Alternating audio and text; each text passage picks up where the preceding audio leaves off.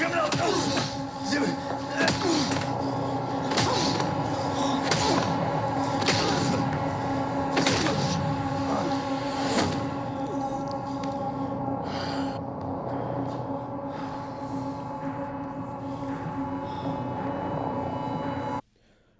happening, Your Honor fans? I mean, wow, this show just gets better and better. This is Lamont Tyson. This is going to be my episode 6, season 2, Your Honor. And you guys that watch this show that have anything to do with the show, you got to do a season 3. You guys have written this thing so well. There's just so much more story to tell. And I'm going to break this episode down to let you guys know how great your story is and to let you know that the audience wants you to keep going. Please subscribe to my channel, download the podcast, follow me on Instagram and Twitter. Let's get into it.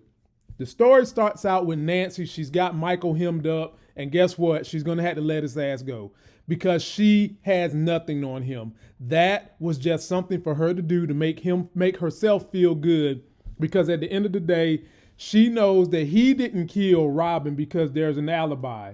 And Michael gets up with mother-in-law to go and see the man that they know, or at least Michael knows, was sleeping with her. And it was a reporter named Kenneth, looking like he stepped right off the stage or waiting to exhale, one of those brothers that was on that show. He reveals that Nancy was tipped off by a gang member of the affair between him and Robin. And that also said gang member was letting him know that there was something funny going on with these killings amongst other gangs. And reporter was scared as hell. He wasn't going to talk. Gang member wasn't going to talk. And the reporter, right before he could make his claims about what was going on, jumped out the situation, didn't want to have anything to do with it. And so he did send Michael and the mother-in-law to this gang member. And ladies and gentlemen, Kenneth and Michael are each other's alibi because they saw each other the night Robin was killed. So they are each other's alibi. There's no way you can throw Michael back in jail. There's no way you can throw Kenneth in jail.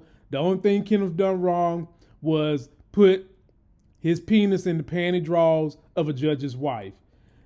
And so Michael and the mother-in-law go confront this gang member named KJ.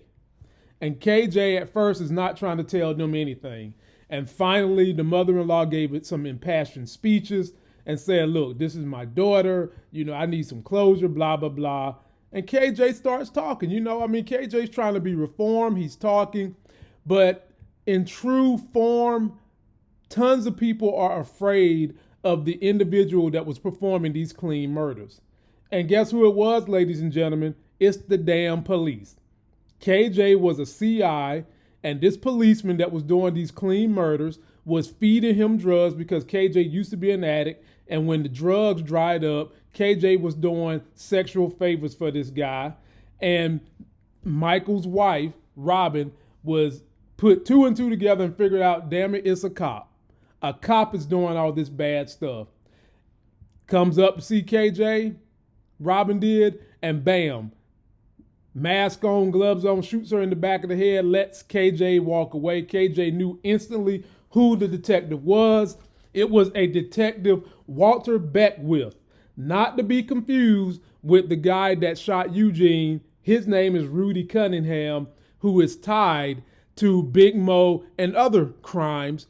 And it's kind of interesting that you would put this type of character in a show this late without wanting to do another season. So that's why I absolutely think that another season of this show is going to be done, unless what you're telling us is that Rudy Cunningham is Walter Beckwith and he just changed his name. He went by a different alias, but I don't think it's that. I want you guys to post your comments on what you think the situation is. But that whole story right there is crazy to me, ladies. I mean, wow. Just wow. You drop that on the Desiati family. Now Nancy is not going to be able to continue her hard on for Michael because you've seen him call her and tell her what's going on. So I want to know, who is this Beck with?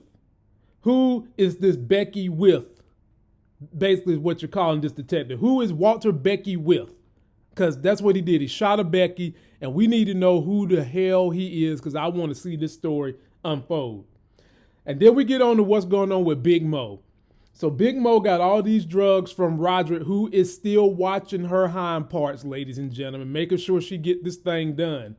But the poor drugs is cut all up with heroin and fentanyl, and even like a third of what you would normally get can cause folks to die. And so the plan is made that what they're going to wind up doing is moving these drugs outside the territories that they normally do it. And she's getting her men to cut them up as best they can with baking soda, flour, chicken grease, and all kinds of other stuff, not to make them as powerful so that folks ain't winding up dead. And in the process of all that, ladies and gentlemen, that punk ass Joey show up that I thought was going to be gone forever, but he's not. Drugs is drying up. He's trying to get drugs from wherever he can. He sees Big Mo men going into their little stash house to clean the drugs. He goes to look, and guess who we see? None other than Eugene. Calls up Carlo, who's supposed to be babysitting his brother. He was supposed to be babysitting the brother and decide he wanted to get some panty drawers in the process. And while he's doing that, he leaves the panty drawers because he wants to handle some business. He meets Joey, punches him, and finds out that Joey's seen Eugene alive. And so they commenced to chasing Eugene, who was getting ready to get on the bus, sent away by Big Mo, given money by Big Mo. And before he can get on the bus, this space case, Joey, T-bones the car Eugene is in, wrecking both cars. Looks like Joey killed himself.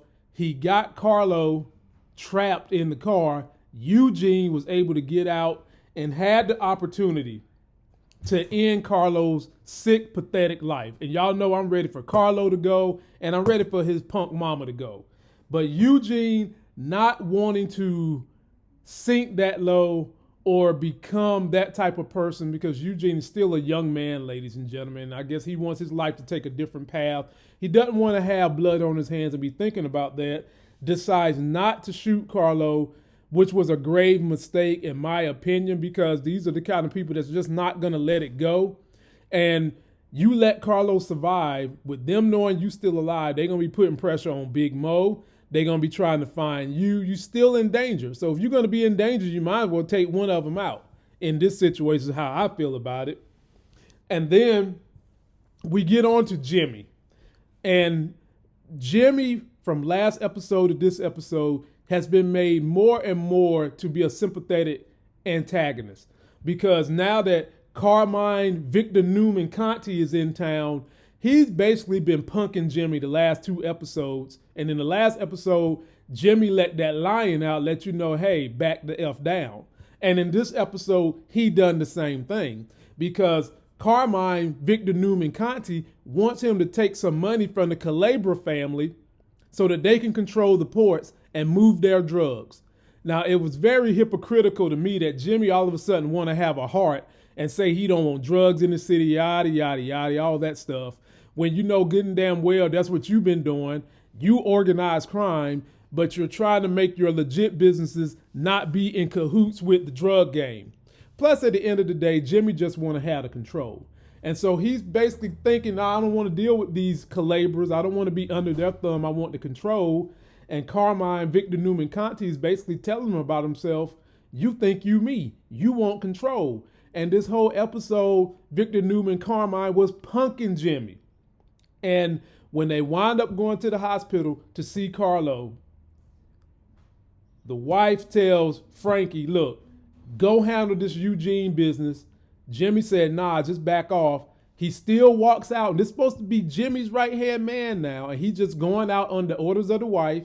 Jimmy walks out the door, and then Carmine Victor Newman Conti jacks him up on the wall. I was saying to myself, Jimmy, you getting punked again. No sooner than the next scene, Jimmy takes Frankie into a room and beats the living hell out of him to let us know I am still Jimmy Baxter, the big bad antagonist. And Jimmy let off all the steam he needed to let off. And some of that probably was aimed at Frankie because, look, when my wife give orders, you don't move on her. You're supposed to move on me. And of course, some of what the daddy was doing to him was put into that too. And so we saw that Jimmy ain't nobody to be playing with. He's a force. And I can't wait to see how he's going to take out the daddy, because I'm here to bet, and I want you guys to leave me comments.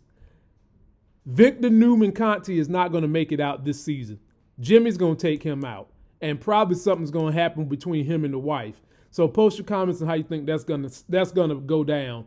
And at the very end, we saw, oh my goodness, ladies and gentlemen, Detective Rudy Cunningham shoot Eugene right in the heart, or close to the heart. Now, I'm here to tell y'all, no way they letting Eugene die. Like, it was sad to see that, but never did I think Eugene was going to die. And at this point, I am ready to see Rudy Cunningham kick the bucket too, because he's just been a dirtbag. He found the pictures that Eugene had left in the car when it was wrecked, and just automatically knew it was Eugene, and went and chased him and found him and hunt him down. So I want something bad and dangerous to happen to him. But what this is going to do is going to give Eugene cover to heal, because now the word on the street is going to be that Eugene is dead thanks to Rudy, the crooked cop. And now Eugene might have some time to get back with Big Mo, find Little Mo, team up, get the cop back, and then still go ahead and get out of Dodge. Ladies and gentlemen, what an incredible, incredible story Showtime has put together with Your Honor. Please be sure to subscribe to my channel. Follow me on Instagram, TikTok, Twitter. Download the podcast. Great cast, great score, great acting. Love all you guys on that show. And some of these actors will be in Cocaine Bear that drops in the week coming. So stay tuned for my review of that. And until that next Sexy as Hell video, I'ma see you.